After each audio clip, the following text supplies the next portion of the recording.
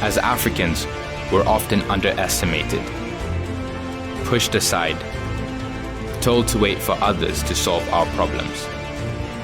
It's time to change the narrative around our future. That's what Nala represents.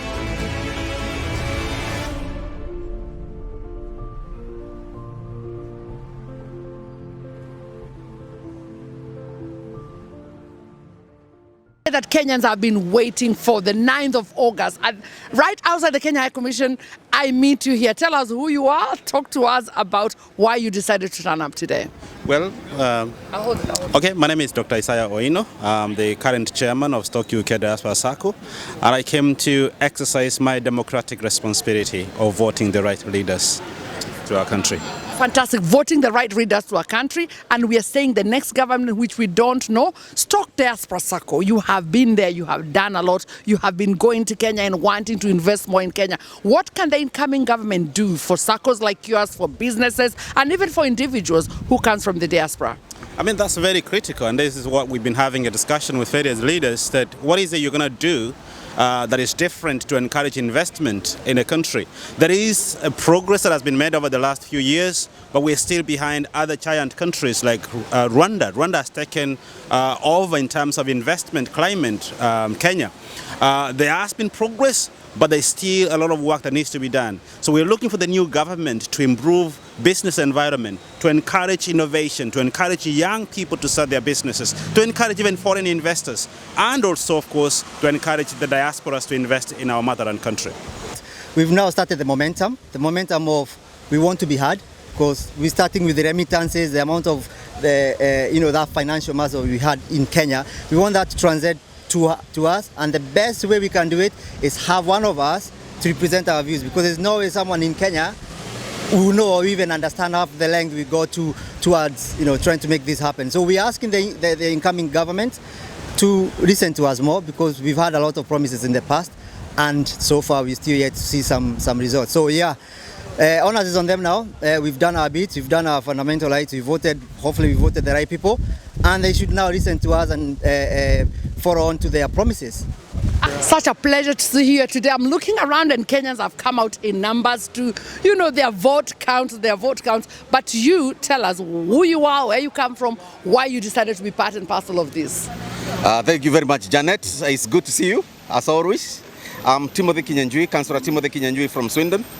I had to come and exercise my civic duty. Is it civic duty or civic right? Yes.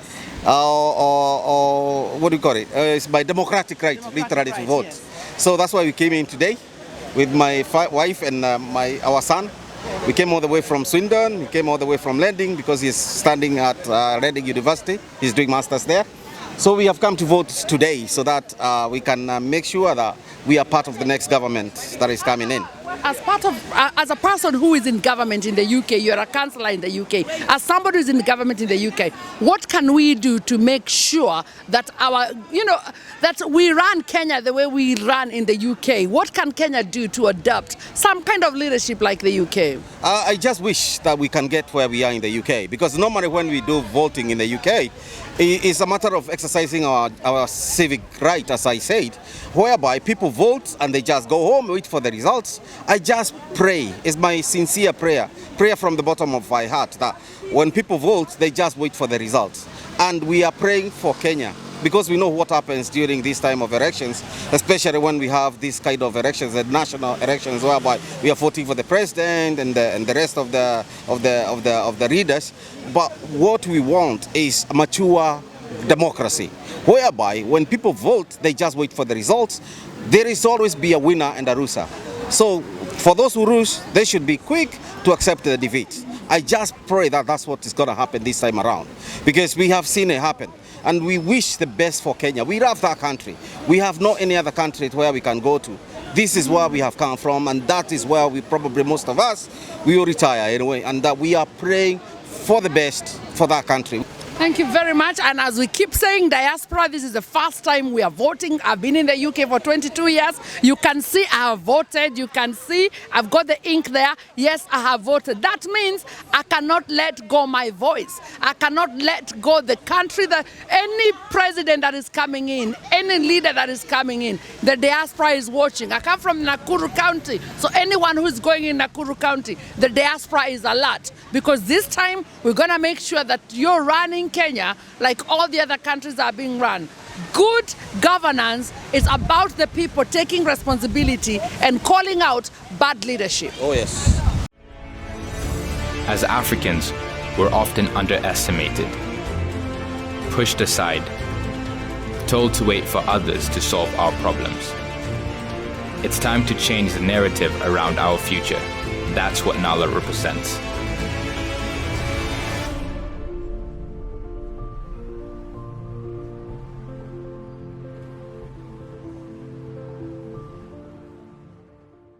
What would you like the government to do to commit towards the development of young people? Because as a young person who's now doing your masters, you want to know that Kenya is an opportunity for you. First and foremost, I would say what I would like the next government to do for young people is that we have influx of young people leaving universities, but they don't have nowhere to go. We have millions in colleges and all these courses. So I think, apart from the government, having that mentality of young people being, job seekers, they can actually implement programs to make them job creators. I mean, that's the next age if we want to, globalize and if we want to change the living standards of Kenya, because many people are living below poverty lines. You have so many people without jobs in Kenya. So I think the only way to go is that we could have the government merit people and put people in positions that, they can actually be job creators. That would be a good start. And that could be, taking initiatives like funding projects that, could involve young people, because the future is the young generation. The young generation is the future. And somebody said that if you really want to, impact a generation, or if you want to impact the living standards of a country, tamper with the young people, because the young people are the future.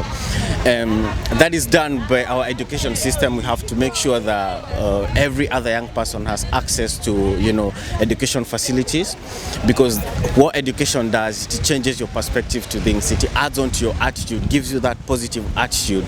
So the most important thing is for our government, to help young people get the access, basic education, and then enhance people to be more of job creators, not job seekers. Diaspora, and it feels so good. I was here by 6, voted by 6:30. The process is very smooth, and I'm urging all Kenyans in the diaspora, just make an effort to come and register the next time it happens and vote. The votes count, and it's been good, and so far I can't complain. Fantastic. And yes, we say as diasporans, we're saying we can't cast our vote and just leave it there. We want to see the incoming government do something for the diaspora. From you, what can the incoming government do for the diaspora?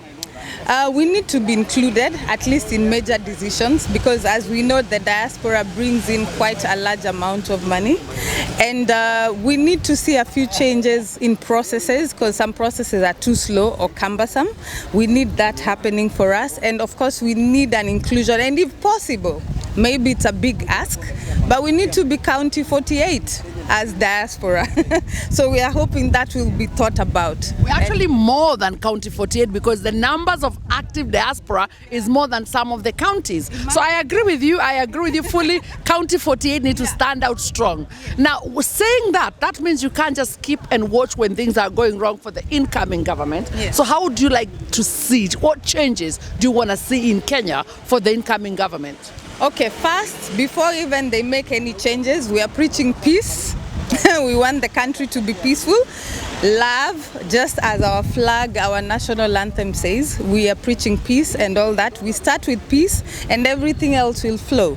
And we are hoping that the incoming government, the stalled projects, everything that's not working is going to start working. And we are grateful.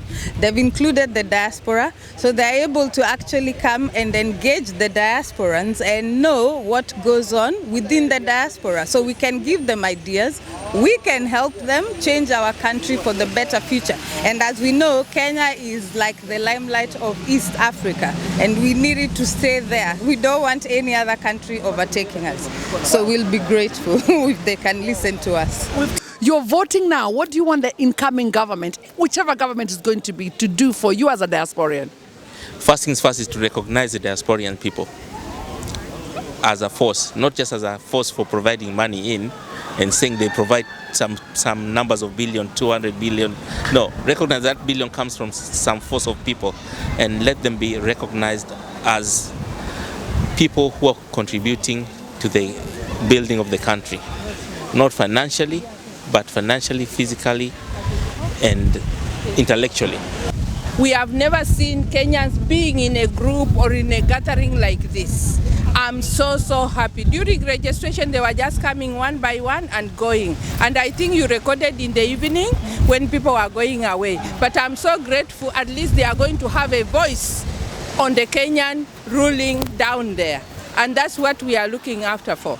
Fantastic that our vote will be counted to know who the president of Kenya is. That means you have a voice in Kenya. So for the next government, what voice are you telling them? What do you want them to do to make Kenya better? We thank them to have given diasporans to vote. That's one thing, thank you. But what they are doing they are going to do for us that I wish to recognize us all throughout. Even we are now voting for the president and the vice. Can we do the rest? Even we want a women rep. Like me, I can't go untouched. I can be one of them. Yeah, so that we mobilize the Kenyans who are around. What do we want? So that when we go home, at least we are in a safe country. Fantastic. Yeah. And what about the changes at the ground? Because some of our people in Kenya are not living very well. You know, we've seen people cry there in Kenya in the last few years. What can the government do? Because we need to know that the Kenyans are well kept. Let them do their best. Whatever they are walking around and say, we will have this, can they put it in practice? Not just giving us like, Mama what? Mama Mboga will be given some money. We'll be having free medication. Is it going to work, or because they were just contesting, campaigning and saying the words? Let them put them in practice and it will be wonderful. Well, we listened, we watched the campaign, we really saw what you promised the Kenyans. Diaspora, we watched Atuachili. As one of a community leader with an organization in the UK, what does your organization want to see happening in Kenya for the next leadership? For the next leadership, there's a lot of promises from both candidates, both the front runners. They have promised us so many things in diaspora, like they are going to give us a person to be a representative of the diaspora. But after voting, these things don't work the way they have said before. But we are hopeful that this time, because we have seen their manifestos, they have said that they are going to do it. We are hopeful that this time really it's going to happen. Na tumesema diaspora Atuachili, the follow-up will happen. Tunafuatilia after actually this is the first step, then tunafuatilia sababu walituambilia na walisema na hatutaacha kupiga makelele. We can make a lot of noise because we know going to 2027 it's going to be bigger and greater than what has happened today and what is happening right now, because during registration there was slow start, but then we picked up towards the end. So next 2027 is going to be greater. So let them watch us keenly, because if they ignore us this time, they will face us 2027. For the country get settled, we have seen around the world unrest, and it all comes from when the economy is not doing well, the economy is not growing, and we want whoever is taking over the mantle of the country to look at the economy and give it a priority. With that, everything else comes from there. Peace comes when people have got enough to eat, they have jobs, etc. So economy for me. As Africans, we're often underestimated, pushed aside, told to wait for others to solve our problems. It's time to change the narrative around our future. That's what Nala represents.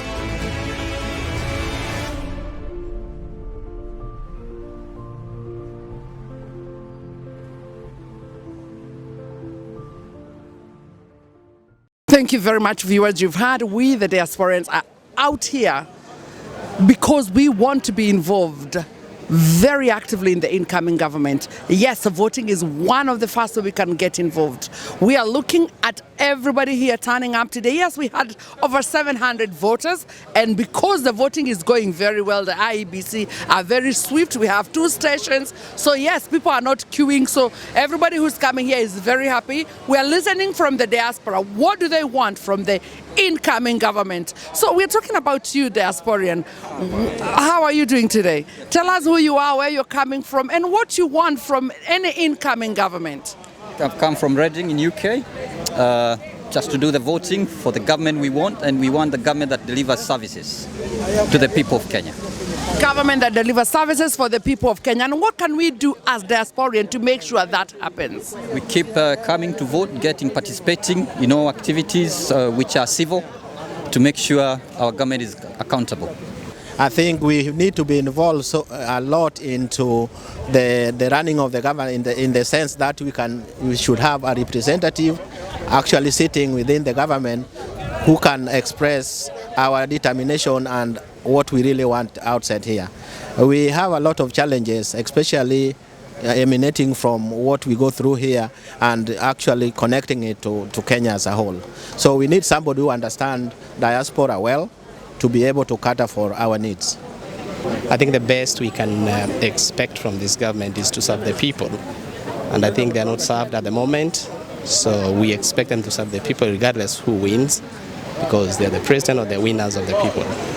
So they need to serve the people equally with no discrimination.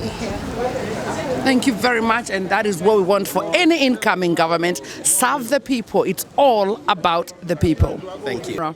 Yeah, first of all, we are very happy that we have been able to vote from here. Secondly, we love our country. We are devoted to our country. We are dedicated to our country. We want to see our country succeed, and to the extent that the diaspora must continue to engage, to press for the things that it wishes for, to look for structured ways to discuss with the government, to ensure that its voice is heard, its voice is not just heard, it's seen to be heard, and that this engagement in the end is meaningful and fruitful. Because in the end, all of us want Kenyans, wherever they are, to succeed.